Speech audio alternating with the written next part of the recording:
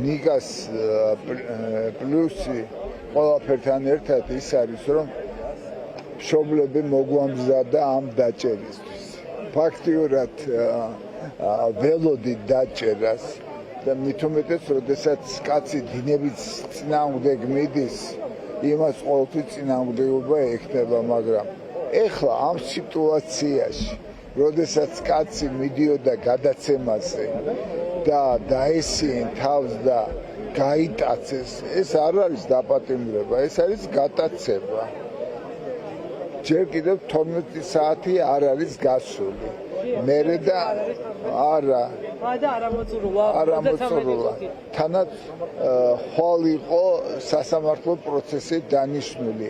მართალია, ნიკა ამბობდა, რომ მე არ მივალ სასამართლო პროცესზე, მაგრამ დაველოდები იქ, სადაც მაგათ გავავრთხილებ. რა საჭირო იყო, მაგრამ ძალა უნდა აჩვენონ. ძალას კი არა, სისუსტეს აჩვენებენ ესენი. ასე არ შეიძლება. ზურა გირჩი ჯაფარიძე დააკავეს. სამართლო იყო ხალხს როგორ მოექცნენ და ნიკამ ეს რომ ნახა, თქვა რომ მე არ მივალ და ხალხს არ გავაწვალებ, რა უნდათ მითხარით?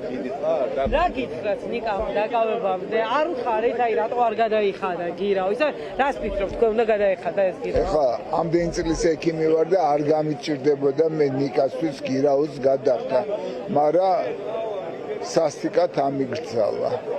და არც მე ვაკადრი ნიკას, რომ ნიკა დათმე თუ პოლიტიკოსია და იტყვის სიტყვას, ის ბოლომდე უნდა შეასრულოს და ნიკა ასეთი არის.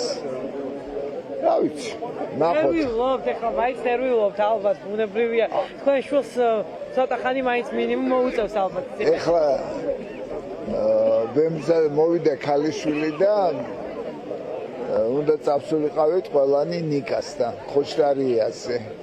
და უკვე გამოვდიოდი და ეკამიშველაძე ნიკა დაიჭირესო და სახტად დავჭით. გამოსამშვიდობლად მოვდიოდით ხოჭტარიაზე, რომ გადამეკოცნა, გამემხნევებინა რაღაც ის არის და ეს სასაულია, რაც გააკეთეს. ბავშვი შემეცოდა ძალიან რა. სანდრო. რა თქვა სანდრო? სანდრო ნერვიულობს. კი, მაგრამ ხვალ უნდა დაეჭირათო და დღეს რატომ დაეჭირეს? გავუკვირდა. მადლობა. ძალიან დიდი მადლობა.